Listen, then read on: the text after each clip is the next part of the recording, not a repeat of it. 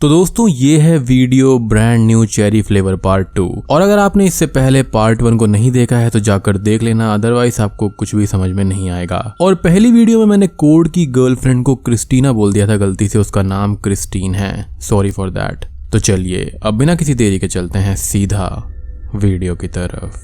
Episode 5 की starting में लीसा Jennifer यानी कि बोरो के हस्बैंड के घर पर जाती है जिसका नाम माइक नेथन्स होता है। लीसा माइक को जेनिफर के बारे में बताती है कि जेनिफर अभी बोरो के नाम से दूसरी जगह पर रह रही है और वो माइक को अपने साथ बोरो के घर पर ले आती है। माइक और लीसा यहाँ बोरो के बारे में बात करते हैं कि बोरो ने उनको धोखा दिया होगा और वो कोई और हो सकती है। तभी वहाँ पर बोरो आ जाती है जो कि माइक से मिलती है।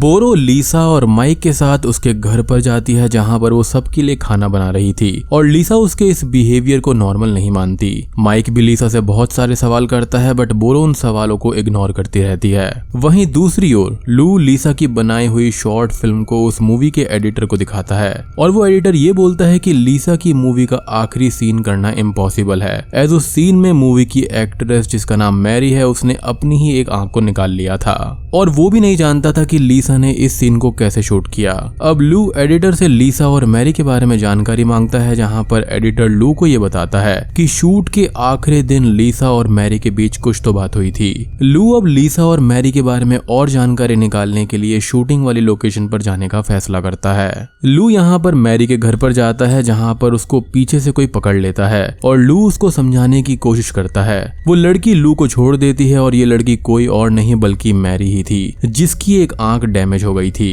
यानी कि वो जो आखिरी सीन था वो कोई इफेक्ट नहीं बल्कि वो असलियत में किया गया था।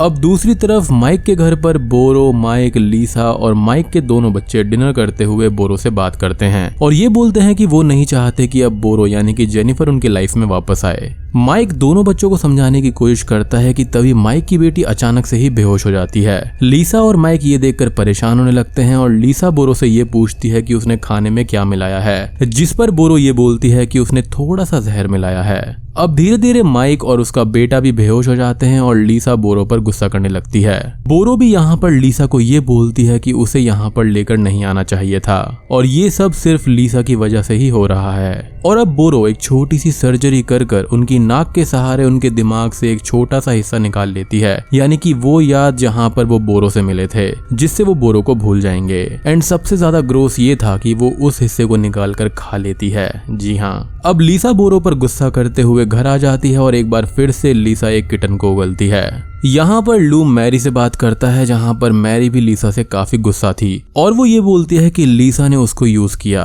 एंड मूवी के सारे पैसे मैरी ने ही लगाए थे क्योंकि वो एक अच्छी एक्ट्रेस बनना चाहती थी। लू मैरी से उसकी आंख के बारे में पूछता है जिस पर मैरी ये बताती है कि लीसा हमेशा से ही मैरी को लूसी वाली मूवी बनाने के लिए फोर्स करती थी और जब आखिरी दिन आया तब तक मैरी खुद को भूल गई थी और उसकी आंख के साथ में क्या हुआ उसको याद नहीं है और वो 2 दिन बाद पुलिस वालों को एक हाईवे पर मिली थी। और मेरे ख्याल से ये वही दिन हो सकता है जब हमको पहली बार लीसा को दिखाया गया था। खैर अगले दिन लीसा अपने नाइटमेयर से जागती है और उसको कोड का कॉल आता है। वो ये बोलता है कि वो लोग जूल से मिलने जा रहे हैं जो कि जल गया था। लीसा तैयार होकर बाहर आती है जहाँ पर अपनी कार के पास उसको जोनाथन मिलता है और लीसा जोनाथन को अपने साथ हॉस्पिटल ले आती है। हॉस्पिटल के अंदर जोनाथन अजीब बिहेव करता है इसलिए लीसा उसको एंट्रेंस गेट पर छोड़कर अंदर चली आती है जहाँ पर उसको जोनाथन की मदर वेरोनिका देख लेती है। वेरोनिका अब उसको अपने साथ अपने घर ले जाती है।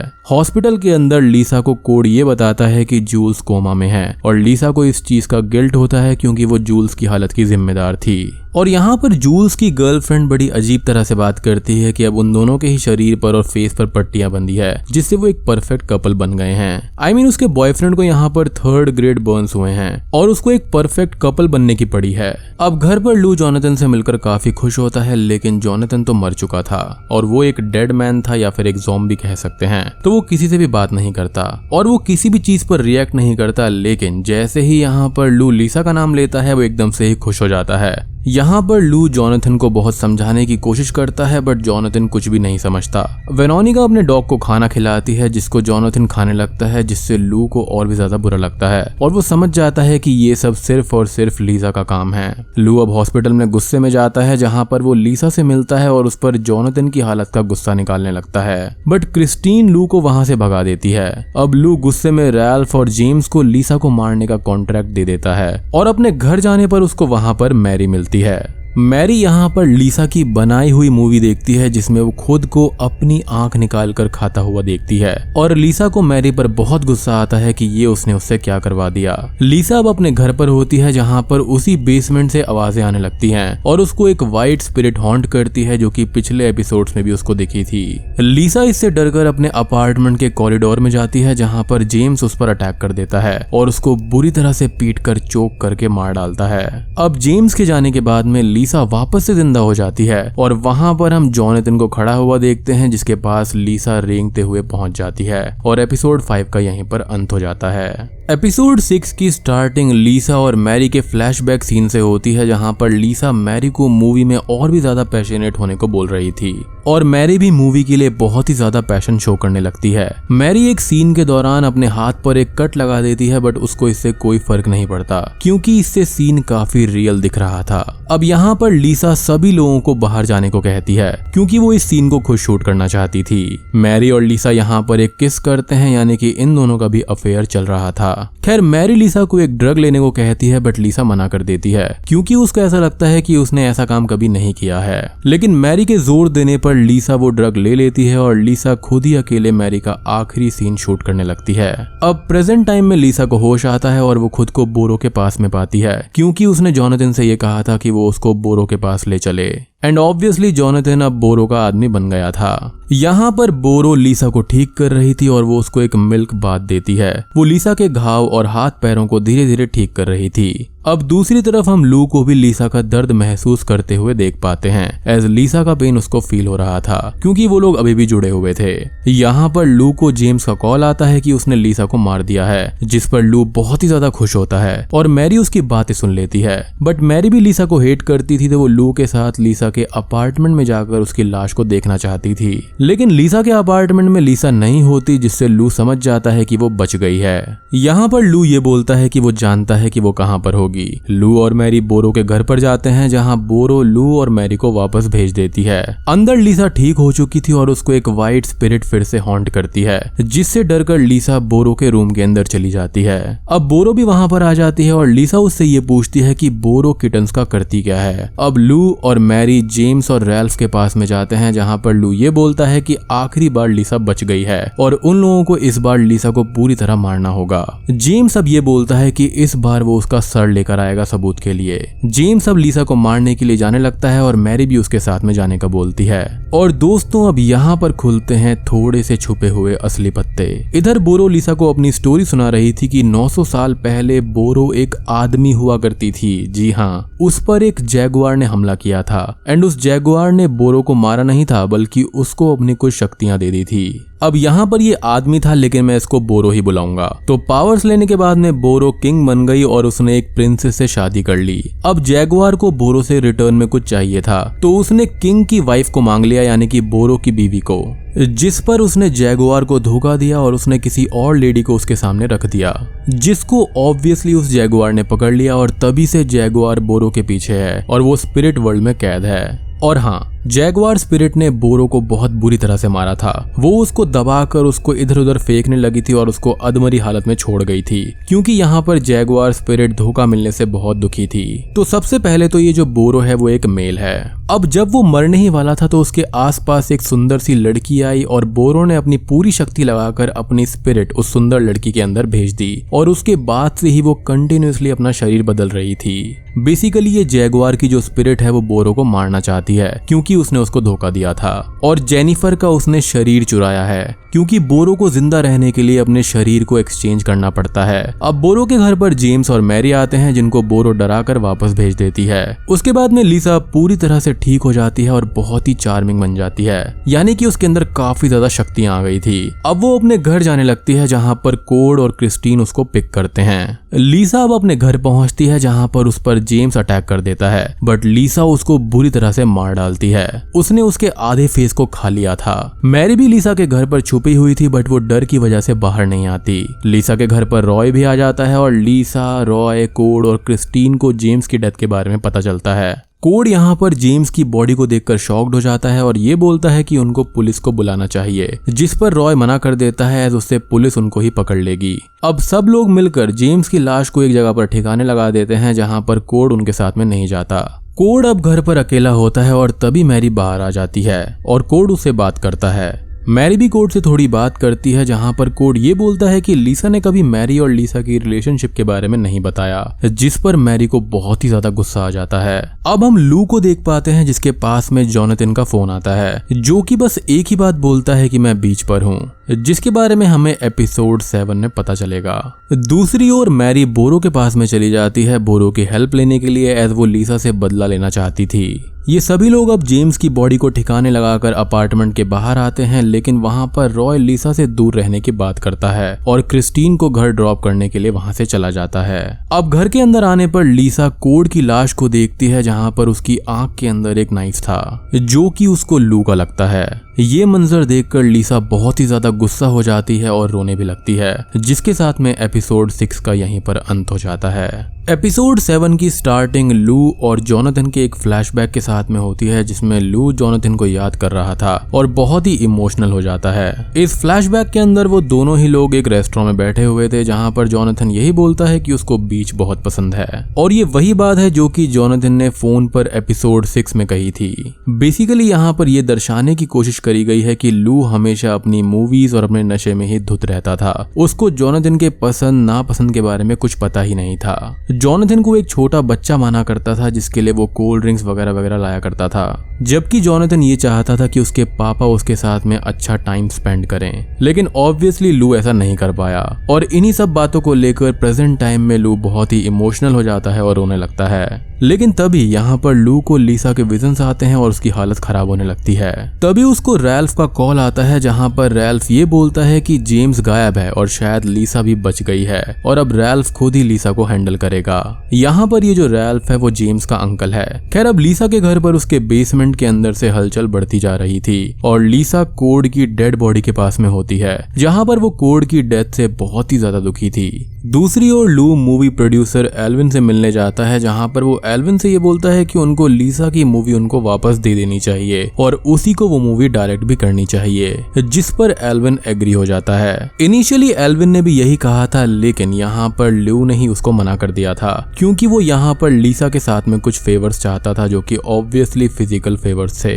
अब यहाँ पर लू लीसा के पास में कॉल करता है जहाँ पर लीसा लू पर बहुत गुस्सा थी। लू यहाँ पर कोड के बारे में सुनकर थोड़ा शॉक्ड हो जाता है क्योंकि वो लू के बारे में जानता ही नहीं था, और यहाँ पर वो लीसा को इनडायरेक्टली धमकी भी देता है कि लीसा को जोनाथन की हालत के लिए प्राइस पे करना होगा। लीसा अब लू से बचने के लिए बोरो के घर पर चली जाती है और एक टॉड को चाट कर अपने एनिमीज के आगे की खबर रखने वाला रिचुअल करती है। और ये चीज बोरो ने जैगुआर वाली कहानी के वक्त भी बताई थी कि कैसे एक टॉड के पसीने को चाट कर वो अपने दुश्मनों की खबर ले सकती है। खैर यहाँ पर बोरो मैरी के साथ में कोई रिचुअल कर रही थी और मैरी को भी किसी तरह की पावर्स दे रही थी। अब जैसे ही लीसा उस टॉड को चाटती है वो व्हाइट स्पिरिट उसके पास आने लगती है और लीसा उससे बहुत डर जाती है। लेकिन तभी वहां पर बोरो आती है और लीसा को ये बताती है कि लीसा ने गलती कर दी है और टॉड को चाटना एक रिचुअल का पार्ट है और अब उन दोनों को लीसा के लिए एक पूरा रिचुअल परफॉर्म करना होगा।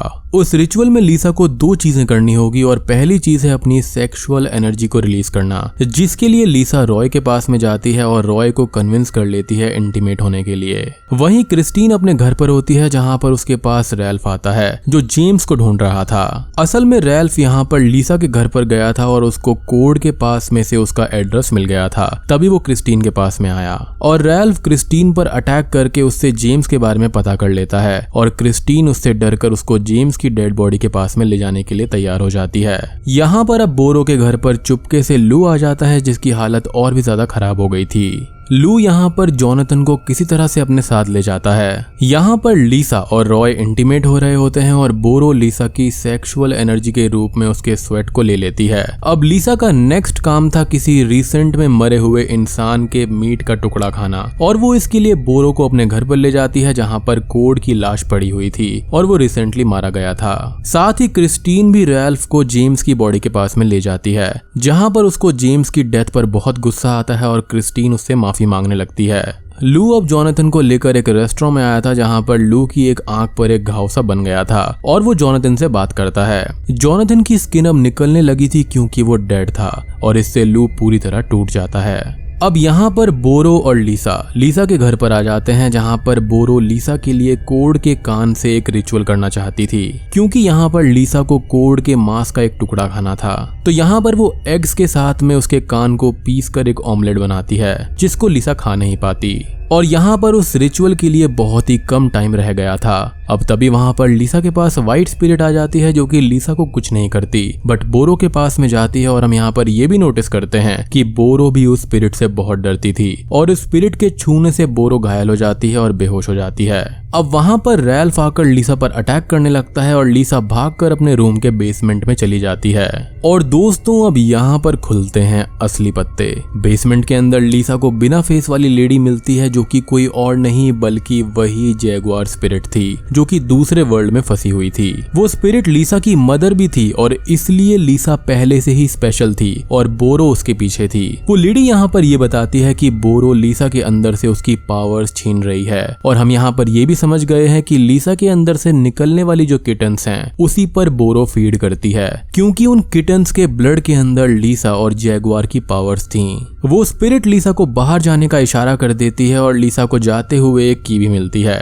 और हाँ, एक खास बात कि यहाँ पर ये जो काउच था वो जैगुआर की स्किन से बनाया गया था। उस जैगुआर को असल में मार दिया गया था और उससे उस काउच को बनाया गया जिसके बाद में उसकी स्पिरिट जो थी वो स्पिरिट वर्ल्ड में फंस गई थी एंड मेरे हिसाब से मरने से पहले ही उसने लीसा को जन्म दिया होगा। घर के बाहर रॉय आ जाता है जो कि लीसा से बात करने लगता है जिसको एक अवार्ड मिला था, लेकिन वो ये बोलता है कि उसको बस लीसा चाहिए और इस अवार्ड का कोई भी मतलब नहीं है। तभी रैल्फ उन दोनों पर गोलियां चलाने लगता है और वो दोनों वहां से भाग जाते हैं जिस दौरान यहाँ पर लीसा को एक गोली लग जाती है और एपिसोड 7 यहीं पर खत्म हो जाता है। अब दोस्तों हम आ जाते हैं फाइनल एपिसोड पर यानी कि एपिसोड 8 पर। तो एपिसोड 8 की शुरुआत होती है 5 महीने पहले के एक फ्लैशबैक सीन से जहां बोरो को सडनली लीसा और मैरी के विजन्स आते हैं और बोरो तब से ही लीसा के पीछे लग चुकी थी। वहीं पर लीसा और रॉय रैल्फ से बचते हुए एक सेफ जगह पर जाते हैं जहां पर लीसा को एक गोली लगी होती है जिसको वो निकालने की कोशिश कर रही थी बट निकाल नहीं पाती। लीसा अब रॉय को वापस भेज देती है रॉय की सेफ्टी के लिए और अब लीसा लू के घर पर जाती है उसको जान से मारने के लिए जहां की कीज उसको जैगुआर ने दी थी।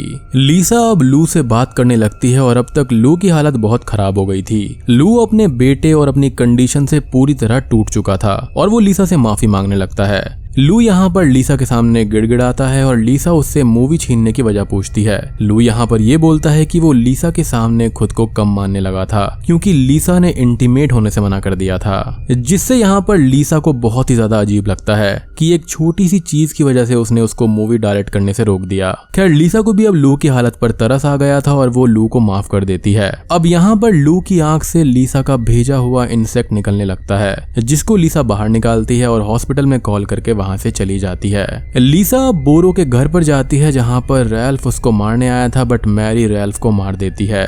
मैरी को देखकर लीसा यहाँ पर ये समझ जाती है कि मैरी पर बोरो ने कोई रिचुअल किया हुआ है और लीसा मैरी को बोरो से दूर रहने को बोलती है। मैरी लीसा को ये बताती है कि बोरो वहां पर नहीं है और लीसा से बात करने लगती है बट बोरो वहीं पर छुपी हुई थी और हम लीसा और बोरो की बॉडी को बॉन्ड होता हुआ देख पाते हैं। लीसा यहाँ पर पेन महसूस करने लगी थी और वहां से वो बाहर भागने लगती है। उसकी आंखें भी वाइट हो जाती हैं और उसको कुछ भी नहीं दिखता। अब बाहर आने पर लीसा बिल्कुल ठीक हो जाती है एज बोरो उसके साथ अपनी बॉडी को स्विच करने की कोशिश कर रही थी जैसे कि वो हमेशा से करती आ रही है, यानी कि जेनिफर से पहले उसने और भी बहुत लोगों की बॉडी को लिया होगा। खैर लीसा के जाने के बाद में मैरी बोरो को उसका शरीर लेने को बोलती है बट बोरो मना कर देती है क्योंकि यहाँ पर मैरी का जो शरीर था वो डिफेक्टिव था एज उसकी एक आंख नहीं थी। लीसा अब रॉय के पास में जाती है जहां पर वो रॉय की पिस्टल लेकर वापस आती है और रॉय भी उसके साथ में आता है क्योंकि वो इस किस्से को हमेशा के लिए खत्म करना चाहती थी। अब रॉय लीसा को अकेले अंदर नहीं जाने देता और लीसा के साथ अंदर चला जाता है, बट लीसा उसको एक जगह पर छुपा देती है। अब लीसा और बोरो आमने सामने होते हैं जहां पर मैरी भी बोरो के साथ में बैठी थी। बोरो लीसा से बात करते हुए उसको उलझाने की कोशिश करती है और उसके अंदर से बुलेट निकाल देती है। उसका ये कहना था कि उसके बिना वो कुछ भी नहीं है। असल में बोरो लीसा की बॉडी लेना चाहती थी, बट लीसा भी इस चीज को समझ गई थी। लीसा अब एक किटन उगलने ही वाली होती है, बट वो खुद पर कंट्रोल कर लेती है और किटन बाहर नहीं आता। यानी कि बोरो भी यहाँ पर ये समझ गई थी कि वो बहुत शक्तिशाली है। अब बोरो यहाँ पर रॉय को बाहर बुला लेती है और बोरो के लोग रॉय और लीसा को पकड़ लेते हैं। बोरो की जो डेड आर्मी थी वो उसका सर काट कर उसको मार देते हैं और लीसा वहां से भाग जाती है। अब भागकर लीसा अपने अपार्टमेंट में पहुंचती है और बोरो मैरी के साथ में अपने घर पर ही रुक जाती है, एज वो बहुत ही ज्यादा कमजोर हो गई थी। अब हमको यहाँ पर जोनाथन की हालत दिखाई जाती है, क्रिस्टीन की डेड बॉडी भी दिखाई जाती है जिसको रैल्फ ने मार दिया था, और रॉय के सर को यहाँ पर बोरो की डेड आर्मी खा रही थी। यानी कि उसको लीसा के साथ रहना काफी महंगा पड़ गया। अब अगले दिन लीसा एल्विन से मिलने जाती है जो लीसा को उसकी मूवी वापस दे देता है। एल्विन यहाँ पर लीसा से ये भी बोलता है कि लीसा को एक साथ दो मास्टर्स यानी कि लू और एल्विन को सर्व नहीं करना। लीसा यहाँ पर यह समझ जाती है कि एल्विन भी लीसा के साथ में सेक्सुअल फेवर्स ही चाहता है और वो वहां से चली जाती है। लीसा अपनी मूवी यानी कि ल्यूसीज आई को भी वहीं पर छोड़ गई थी। लीसा लू से मिलने जाती है जहां पर लू की दोनों आंखें खराब हो गई थी और वो पूरी तरह से अंधा हो गया था। अब आखिरी सीन में हम लीसा को हमेशा हमेशा के लिए ब्राजील अपने होम टाउन में जाता हुआ देखते हैं, और दूसरी तरफ यहाँ पर बोरो ने भी जेनिफर का शरीर छोड़कर मैरी का शरीर ले लिया था, क्योंकि मैरी का शरीर यहाँ पर चाहे जैसा भी हो वो जेनिफर से काफी बेटर था। और बूम, ये सीरीज यहीं पर खत्म हो जाती है। तो दोस्तों ये थी brand new cherry flavour series की कहानी। अब बात करें कुछ थ्योरीज के बारे में, तो असल में लीसा की मॉम ही जैगुआर स्पिरिट थी और लीसा को पैदा करने के बाद में उसको प्रोटेक्ट करने के लिए वो लीसा से दूर चली गई। जब लीसा और मैरी लीसा की मूवी को शूट कर रहे होते हैं तब अनजाने में मैरी की आंखें निकालने से किसी तरह का रिचुअल परफॉर्म हो जाता है, जिसको बोरो महसूस कर लेती है। क्योंकि हम वहां पर एक चीज नोटिस कर पाते हैं कि वहां पर लीसा का असल रूप बाहर आता है, जो कि किसी जैगुआर जैसा तो नहीं दिखता लेकिन थोड़ा सा वियर्ड टाइप का था। बोरो को यहाँ पर लीसा के बारे में पता चल गया था और उसने ये भी पता कर लिया था कि लीसा स्पिरिट की पावर्स को पजेस करती है, इसलिए ही बोरो लीसा के पीछे पड़ गई थी। असल में जो बोरो थी वो ये चाहती थी कि वो जैगुआर की बेटी के शरीर को पूरी तरह से इस्तेमाल कर पाए, इसलिए बोरो ने लीसा को ढूंढा और उसको अपने रिचुअल में फंसाया। असल में वो जो रिचुअल करा गया था वो लू और लीसा को बॉन्ड करने के लिए नहीं था, बल्कि बोरो और लीसा को बॉन्ड करने के लिए था। और यहाँ पर जो कुछ लू के साथ में हो रहा था वो तो लीसा खुद से कर रही थी, क्योंकि उसके पास खुद ही बहुत सारी शक्तियां थी, जैसे कि उसने सिर्फ देखने से ही जूल्स को जला दिया था, तो इसी तरह से उसने लू के साथ में भी किया। असल में लीसा की जो उगली हुई किटन्स थी उन्हीं से बोरो लीसा का ब्लड और उसके अंदर की जो पावर्स थी उनको खींच रही थी, और लास्ट में आने पर वो लीसा की पूरी पावर्स ले ली थी, बट वो उसमें नाकाम रही। बोरो ने लीसा की बॉडी को भी लेना चाहा बट वो ये नहीं कर सकी और लास्ट में उसको मजबूरन मैरी का शरीर लेना पड़ा। तो मतलब यहाँ पर जो अंत में जो कहानी है मुझे थोड़ी सी अधूरी लगती है, तो मेरे हिसाब से शायद से इसका सीजन 2 आना चाहिए, क्योंकि जो मैरी के अंदर का रिवेंज है और जो बोरो के अंदर का रिवेंज है वो जरूर यहाँ पर लीसा के ऊपर टूटना चाहिए। तो लीसा के घर के अंदर जो बेसमेंट आ गया था वो एक तरीके से एक स्पिरिट वर्ल्ड था, जहाँ पर वो जैगुआर कैद थी और वो उसको असलियत बताना चाहती थी। यहाँ पर लीसा हर बार एक लेडी को देखती थी जो कि जंगल में उसको मिलती थी, और वो कोई और नहीं उसकी माँ थी। अब बात करें एक व्हाइट स्पिरिट के बारे में जो कि उसको हॉन्ट करती थी, तो वही जैगुआर स्पिरिट का असली रूप था, क्योंकि यहाँ पर लीसा ने अपनी माँ से पूछा था कि वो दिखती कैसी हैं, तो उन्होंने उसको ये बताया था कि जो तुमको स्पिरिट दिखती है मैं वैसी ही दिखती हूँ। तो दोस्तों उम्मीद करता हूँ कि आपको वीडियो पसंद आई होगी और सीरीज भी पसंद आई होगी। अगर आपके अभी भी कुछ सवाल हैं तो आप कमेंट सेक्शन में बताना, या फिर आप मुझे मेरे इंस्टाग्राम पर अपने डाउट्स पूछ सकते हैं। तो वीडियो पसंद आई हो तो लाइक कर देना, चैनल पर नए हैं तो सब्सक्राइब कर लीजिए, क्योंकि अगली जो सीरीज है वो इससे भी धमाकेदार होगी। तो मैं आप सबको मिलता हूँ अगली वीडियो के साथ में, तब तक के लिए।